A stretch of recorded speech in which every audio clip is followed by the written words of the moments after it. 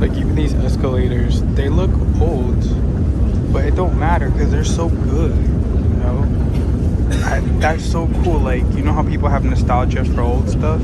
It's like you can live in that nostalgia and not worry about it going away. Like even look at the steps. They look like they're from the 70s. I don't know when they were built, but everything is so good quality. And I love that shiny metal. We were gonna go to Grashdansky Prospect, but we changed our mind, which I think in English is Civil Prospect, whatever. But we're Akademicheskaya Prospect. So we're gonna do a little walking. We might take a bus. I haven't been here in a long time. I used to walk here a lot in the summer, but it's winter time, so we're gonna see what it's like. Okay, so here's the Bloshut. There's I think it's like Academ Park. I remember this place from so long ago. It's been a couple years since I've been over here. I think New Yorkers there. We're not gonna go into the mall. We're going to walk this way. I love this part. Russians, when I tell them that, you know, like, oh, first of all, it's far to come out here. I forgot, like, it is kind of far in the sense, but if you go up that way straight, you'll hit Grashdansky Prospect, but we're gonna make a left nalievo, and then we're gonna go and then make a направо towards the park, and then we should go where we were before. And I gotta tell you, like, it is a freaking vibe over here. Like, I can feel it, like, even right now. I mean, it's crazy. It feels so good. I don't know why I like it over here, but I just do. It's a freaking vibe. So yeah, one thing, so I'm tripping out because, like, this whole thing is such a, like, it's like a real journey for me, like an emotional thing. The cold's cutting through my clothes. I'm good though. I'm wearing like 2 pants. Look at that. Because, like, I've seen Brat before, and it never interested me. Like, I watched part of it and I was like, nah, I'm good. But watching it this time, I watched the whole thing the whole way through.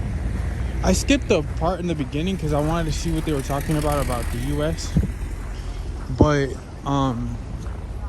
it's crazy because that movie came out in 2000, right? And even back then, they were talking about they mentioned, like, Ukraine, and, like, I don't know if I could say this, but they mentioned, like, Nazis or whatever. I guess it don't matter. Look at this smoke coming out of there. And I was like, whoa, they're talking about that back then? I have no idea the history of Ukraine or anything, and honestly, I don't want to know. Like, I kind of, like, it's very confusing to me. I don't get it. I've been to Ukraine before. I don't understand. First of all, I don't understand the former Soviet Union and what happened to that. I don't get it. Okay? Like, straight up.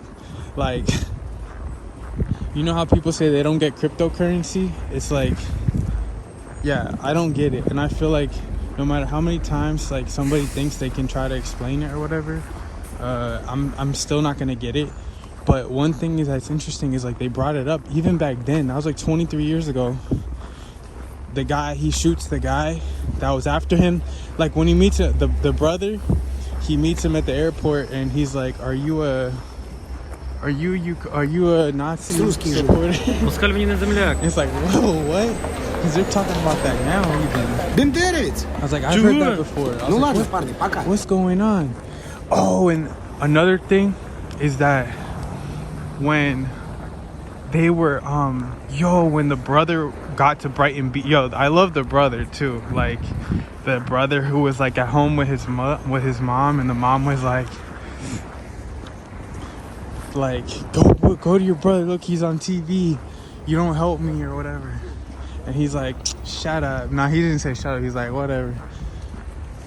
Anyway, when he goes into Brighton Beach and he sees all the Ukrainian signs,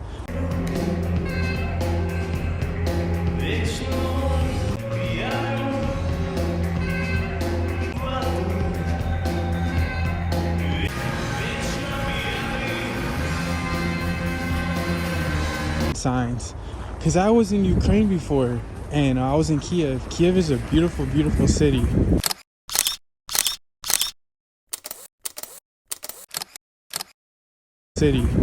And being in Kiev is basically what got me to go to Russia, because I knew that like Ukraine wasn't it for some reason. I don't know why, but even the Ukrainian language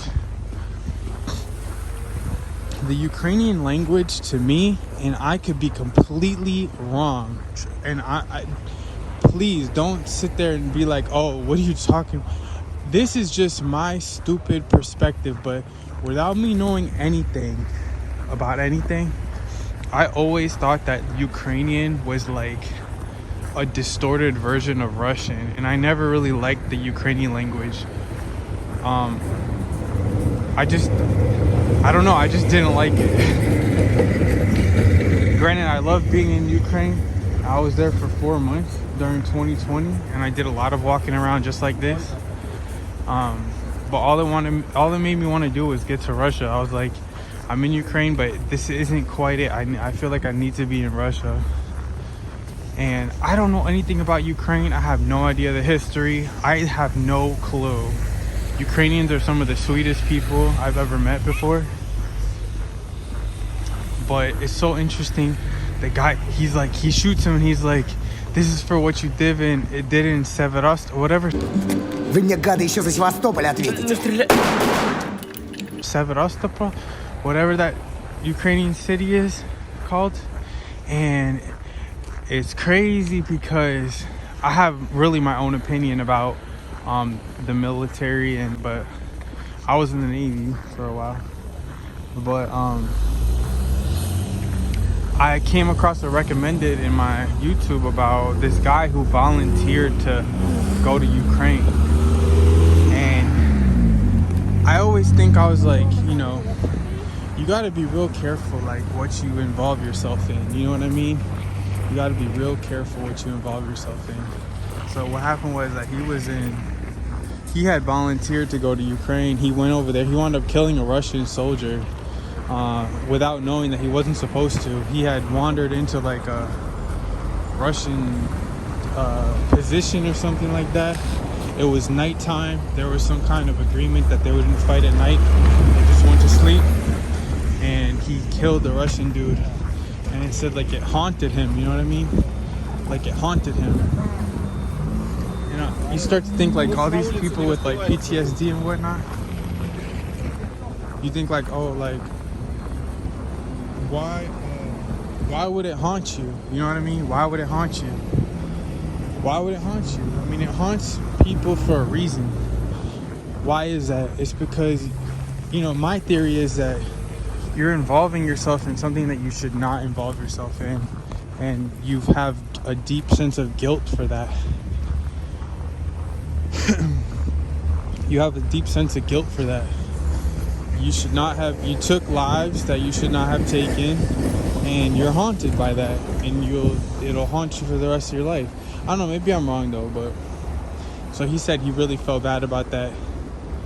And but what I was trying to say was that like one of the things on the news, so one of the main things with him was that he realized the Russians were really like, I mean, not even a contest. Like the Russians were just taking everything over.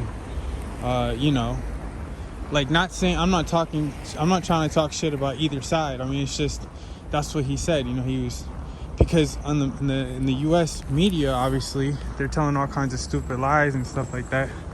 So his family back at home is thinking, oh, like like Ukraine is doing this and that, whatever. Meanwhile, he's actually there, and he's like, retreating a bunch because the Russians are just taking all their positions or whatever, and it is what it is. I don't know, like it just is what it is. The point from my perspective is that the whole thing is a mess. You really need to be careful because of what you get involved in. You know, people are like, oh, I have no purpose, so I'm gonna give myself a purpose. That's what I'm saying. Like, people, the powers that be, you know, reality itself, sometimes they'll give you a purpose, but it's not going to be something good. So I can only imagine, because he was talking about his story about being in the trenches and stuff like that, and I can only imagine you getting there. I mean, I could never do something like that.